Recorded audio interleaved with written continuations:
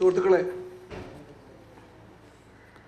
ബദലാവ് ജരൂരി ഹേ, മാറ്റം അനിവാര്യമാണ് എന്ന മുദ്രാവാക്യവുമായി കമ്മ്യൂണിസ്റ്റ് പാർട്ടി സെപ്റ്റംബർ 1 ഡൽഹിയിൽ ഒരു വലിയ ജനമുന്നേറ്റം സംഘടിപ്പിക്കുകയാണ്. 1,00,000 പേർ അവിടെ പങ്കെടുക്കും. കമ്മ്യൂണിസ്റ്റ് പാർട്ടിയുടെ ആഹ്വാനപ്രകാരം ഇന്ത്യയുടെ നാനാഭാഗത്തു നിന്നുമായി 1,00,000 മനുഷ്യർ പങ്കെടുക്കും ആ റാലിയിൽ. അതിൻ്റെ ഭാഗമായി തെക്കേ കോണിലെ ഈ കേരളത്തിൽ നിന്ന് ഒരു പ്രത്യേക ട്രെയിനിലാണ് കമ്മ്യൂണിസ്റ്റ് പാർട്ടി പോകാൻ തീരുമാനിച്ചിരുന്നത്. ആ തീരുമാനം മാറുകയാണ്. ആ തീരുമാനം മാറ്റപ്പെടുകയാണ്. 20 ബോഗികൾ അടങ്ങുന്ന ഒരു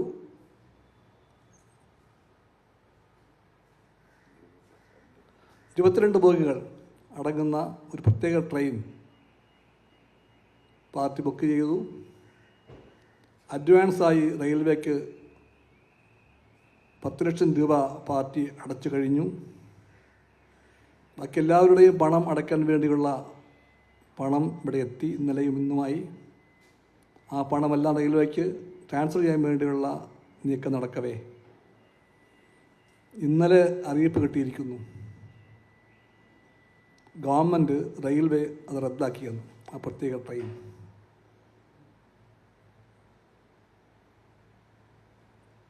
അടച്ച 10 ലക്ഷം രൂപ കഴിഞ്ഞ ദിവസം തന്നെ ബാങ്കിലേക്ക് വന്നു. ബാങ്ക് പറഞ്ഞു, ഏതോ ഒരു അക്കൗണ്ടിൽ നിന്ന് CPI അക്കൗണ്ടിലേക്ക് ഇത്രയും സംഖ്യ വന്നിരിക്കുന്നു, 10 lakhs rupees എന്നറിയിച്ചിരുന്നു. അന്വേഷിച്ചപ്പോൾ അത് IRCTCയുടെ ഏജൻസിയാണത്രേ. റെയിൽവേയുടെ ഇത്തരം പ്രത്യേക ബുക്കിംഗ് നടക്കുന്നത് IRCTC മുഖേനയാണെന്നാണ് മനസ്സിലാക്കുന്നത്. നിങ്ങൾ നീങ്ങുന്ന വഴിക്ക് തന്നെയാണ്. ഇവിടുന്ന് പാർട്ടി സംസ്ഥാന കൗൺസിൽ ഓഫീസും ഡൽഹിയിൽ CPI നേതാക്കളായിട്ടുള്ള സന്തോഷ് കുമാറും സുനീറും നേരിട്ടും എല്ലാം ഈ ദിവസങ്ങളിലെല്ലാം ഇടപെടുകയായിരുന്നു. അപ്പോഴെല്ലാം ഒരു സൂചന പോലും ഇല്ലാത്ത രീതിയിൽ എല്ലാം നീങ്ങവേ എവിടെയെല്ലാം ട്രെയിനിന് സ്റ്റോപ്പ് ഉണ്ടാകും, എത്ര മിനിറ്റ് ആയിരിക്കും സ്റ്റോപ്പ്, എവിടെയെല്ലാം വെള്ളം നിറയ്ക്കാൻ നിർത്തും, ഇതെല്ലാം ഞങ്ങൾ അറിയിച്ചുകൊണ്ടിരിക്കുകയായിരുന്നു. ഈ ചർച്ചകളെല്ലാം പുരോഗമിക്കവെയാണ് പെട്ടെന്ന് വിളിച്ചാൽ എടുക്കാത്ത അവസ്ഥ വന്നു. 3 ദിവസമായിട്ട് വിളിച്ചാൽ ഫോൺ എടുക്കില്ല, മെസ്സേജ് അയച്ചാൽ റിപ്ലൈ ഇല്ല. അപ്പോൾ തന്നെ ചെറിയ ആശങ്കയുണ്ടായിരുന്നു. പക്ഷേ ഇങ്ങനെയൊരു റദ്ദാക്കൽ അവർ അറിയിച്ചിട്ടേ ഇല്ല, സൂചന പോലും ഉണ്ടായിട്ടേ ഇല്ല. കാരണം എന്തായിരിക്കും? ഞങ്ങൾ നോക്കിയിട്ട് ഗവൺമെൻറ് ജനങ്ങളെ തോൽപ്പിക്കാൻ ശ്രമിക്കുകയാണ്. ജനങ്ങളുടെ കാര്യം പറയാൻ വേണ്ടി ഒരു മാർച്ച് നടത്താനുള്ള CPIയുടെ നീക്കത്തെ ഈ ഒരു വഴിയിൽ കൂടി അവർ തടയാൻ ശ്രമിക്കുകയാണ്. ഞങ്ങൾ സ്ഥിതിയെപ്പറ്റി ചർച്ച ചെയ്തു. ഞങ്ങളുടെ തീരുമാനം മുന്നോട്ട് പോകാനാണ്, പുറകോട്ട് പോകാനല്ല. സാധ്യമായ എല്ലാ വഴിയിൽ കൂടിയും കേരളത്തിലെ CPI സഖാക്കൾ ഡൽഹിയിലേക്ക് എത്തും. സാധാരണ പോകുന്ന യാത്രാ ട്രെയിനുകളിലെ അവൈലബിൾ ബർത്തുകൾ അല്ലെങ്കിൽ ബസ്സുകൾ, ചിലപ്പോൾ 2-3 പേരുടെ പണം ഒന്നിച്ചെടുത്തുകൊണ്ട് ഫ്ലൈറ്റുകളിൽ എല്ലാമായിട്ട് അവിടെ എത്താനുള്ള ശ്രമത്തിലാണ് കമ്മ്യൂണിസ്റ്റ് പാർട്ടി. ആ ശ്രമത്തിൽ എല്ലാ ജില്ലകളിലെയും പാർട്ടി ഘടകങ്ങൾ നല്ലവണ്ണം ഇൻവോൾവാണ്. ഇന്ന് രാവിലെ മുതൽ തന്നെ എല്ലാ ജില്ലകളിലും സഖാക്കൾ ആ കാര്യത്തിൽ കാണിക്കുന്ന ആവേശവും വാശിയും എടുത്തു പറയട്ടെ. ഈ ഒരു കാര്യത്തിലുള്ള പ്രതിഷേധം കമ്മ്യൂണിസ്റ്റ് പാർട്ടിക്കുണ്ട്. ജനകീയ പ്രക്ഷോഭങ്ങളുടെ മുമ്പിൽ ജനാധിപത്യ വിരുദ്ധമായിട്ടുള്ള ഇത്തരം മാർഗത്തിലൂടെ സർക്കാർ പ്രതികരിക്കാൻ ശ്രമിക്കുമ്പോൾ അതിനെ ചോദ്യം ചെയ്തുകൊണ്ട് നാളെ വൈകുന്നേരം എല്ലാ ജില്ലകളിലെയും പ്രധാനപ്പെട്ട തീവണ്ടി സ്റ്റേഷനുകളിലേക്ക് കമ്മ്യൂണിസ്റ്റ് പ്രവർത്തകന്മാരുടെ പ്രതിഷേധ മാർച്ചുണ്ടായിരിക്കും നാളെ വൈകുന്നേരം. റെയിൽവേ സ്റ്റേഷനിലുള്ള എല്ലാ ജില്ലകളിലും പ്രധാനപ്പെട്ട എല്ലാ സ്റ്റേഷനുകളിലേക്കും, റെയിൽവേ ഇല്ലാത്ത വയനാട്ടിലും ഇടുക്കിയിലും പ്രധാനപ്പെട്ട സിറ്റി സെൻറ്റേഴ്സിലും ഈ പ്രതിഷേധ പ്രവർത്തനങ്ങളുണ്ടായിരിക്കും. ഒന്നാം തീയതി ഡൽഹിയിൽ ഈ മാർച്ച് നടക്കും. മാർച്ചിലൊട്ടും ആവേശം കുറയാൻ പോകുന്നില്ല. ഒരുപക്ഷെ ഈയൊരു എതിർപ്പിൻ്റെ ഫലമായി എണ്ണം കൂടിയാലും അത്ഭുതം വേണ്ട.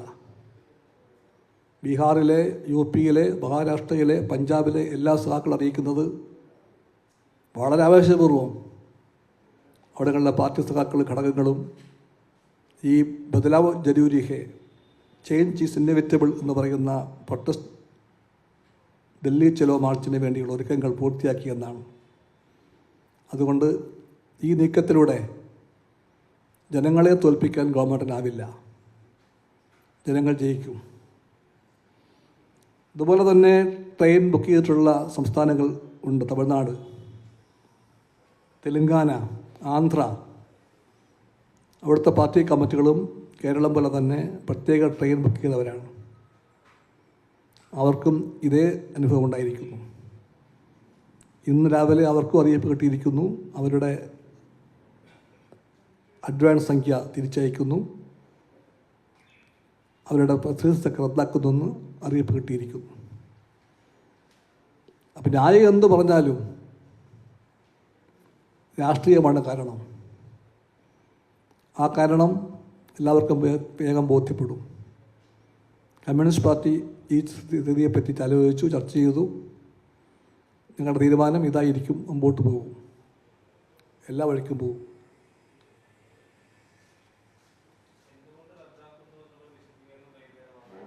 കിട്ടിയിട്ടില്ല.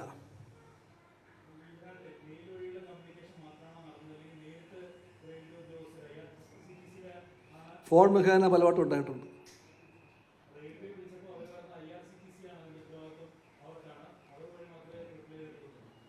അല്ല, അതൊക്കെ പറയട്ടെ, കുഴപ്പമില്ല. ഞങ്ങൾ ബന്ധപ്പെട്ടത് അവർ പറഞ്ഞ ചാനലിൽ കൂടിയാണ്. റെയിൽവേ പറഞ്ഞത് ബുക്ക് ചെയ്യേണ്ടത് IRCTC മുഖേനയാണെന്നാണ്. ഞങ്ങൾ ബുക്ക് ചെയ്തത് ആ വഴിക്കാണ്. ഞങ്ങളോട് നിരന്തരമായിട്ട് അവരാണ് കമ്മ്യൂണിക്കേറ്റ് ചെയ്തത്. ടിക്കറ്റല്ല, പണത്തിൻ്റെ അവരാവശ്യപ്പെട്ട പ്രകാരം അവർ ആവശ്യപ്പെട്ടത് അഡ്വാൻസ് ആയിട്ട് 9 ലക്ഷം അടയ്ക്കാൻ പറഞ്ഞു. ഞങ്ങൾ അഡ്വാൻസ് ആയിട്ട് 10 ലക്ഷം അടച്ചു കഴിഞ്ഞു. അത് തിരിച്ചു വന്നു.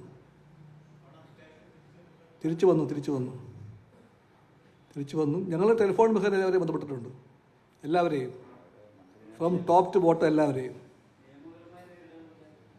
നിയമപരമായിട്ട് മനസ്സിലാക്കുന്ന ഏത് കോൺട്രാക്റ്റിലും അവർക്കൊരു മേൽക്കൈയുണ്ട്.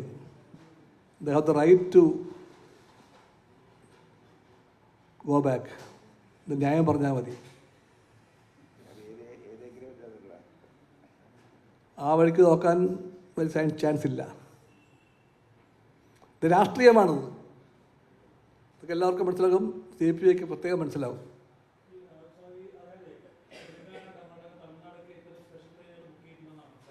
അതെ, അവരറിയിച്ചതാണ്.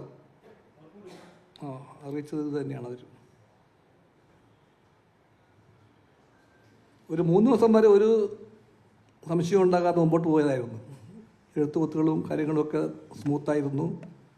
നിർത്തേണ്ട സ്റ്റോപ്പുകളുടെ എണ്ണത്തെ പറ്റിയുള്ള ചർച്ച നടന്നിരുന്നു. 2 മിനിറ്റ് നിർത്തും ഫുഡ് എടുക്കാൻ വേണ്ടി ആണെങ്കിൽ. ഫുഡ് എടുക്കാനും വെള്ളം നിറയ്ക്കാനുള്ള സെൻറ്റേഴ്സ് ഇതൊക്കെ ആയിരിക്കും. അവിടെ നിർത്തുന്നത് 15 മിനിറ്റ് ആയിരിക്കും. ബാക്കി എല്ലായിടത്തും 2 മിനിറ്റ് ആയിരിക്കും. ഇതൊക്കെ അറിയിച്ചിരുന്നു. മൊത്തം റൂട്ട് അയച്ചു തന്നു. ഡൽഹി വരെ റൂട്ട് അയച്ചു തന്നു, ടു ആൻഡ് ഫ്രോ. അതെല്ലാം സ്മൂത്തായിരുന്നു.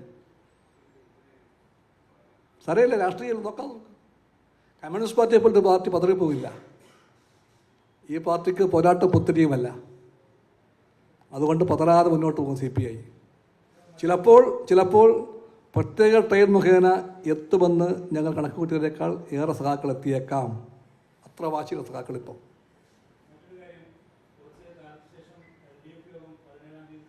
നടക്കും. ഏതാ? അതിൽ യാതൊരു വ്യത്യാസവുമില്ല, ഒരു വ്യത്യാസവുമില്ല. CPIയുടെ നിലപാടൊന്നും വ്യക്തമായിരുന്നു. LDF യോഗം ചേരേണ്ടതില്ല എന്ന് CPI പറഞ്ഞിട്ടില്ല. പക്ഷേ ഈ തർക്കം തീരാതെ LDFൻ്റെ പാർലമെൻ്ററി പാർട്ടി യോഗം ചേർന്നാൽ അത് ഉചിതമല്ല എന്ന് അറിയിച്ചിട്ടുണ്ടായിരുന്നു. പാർലമെൻ്ററി പാർട്ടി യോഗം വേറെ, LDF യോഗം വേറെ. LDF യോഗം ചേരണമെന്നും LDFൻ്റെ കൂട്ടായ്മ വേണമെന്നും എല്ലാവരെ പോലെ തന്നെ നിർബന്ധം CPIക്കുമുണ്ട്. ഇതിനിടയിൽ CPI തന്നെയാണ് മുൻകൈ എടുത്ത് പറഞ്ഞത് തദ്ദേശ സ്ഥാപനങ്ങൾക്കുള്ള ഫണ്ട് വിഹിതം വെട്ടിച്ചുരുക്കിയപ്പോൾ ഒറ്റക്കൊറ്റക്കല്ല സമരം വേണ്ടതെന്ന് പറഞ്ഞതും LDF ആയിട്ട് പറഞ്ഞത് CPI ആണ്. LDF രാഷ്ട്രീയത്തിൻ്റെ ശരിയും ശക്തിയുമെല്ലാം CPIക്ക് അറിയാം. അതുകൊണ്ടാണ് CPI പറഞ്ഞത് LDFിനകത്തുള്ള ഒരു പ്രധാനപ്പെട്ട ഘടക പാർട്ടിയായ CPIക്ക് അസംബ്ലിയിലെ പ്രതിപക്ഷ ഉപനേതാവ് പദവി വേണമെന്ന് ആവശ്യപ്പെട്ടതും ആ കാരണം കൊണ്ടാണ്. ആ നിലപാടിൽ മാറ്റമില്ല. ഇത് മതി. ചർച്ച വന്നാൽ ആവശ്യപ്പെടും. ചർച്ച വന്നാൽ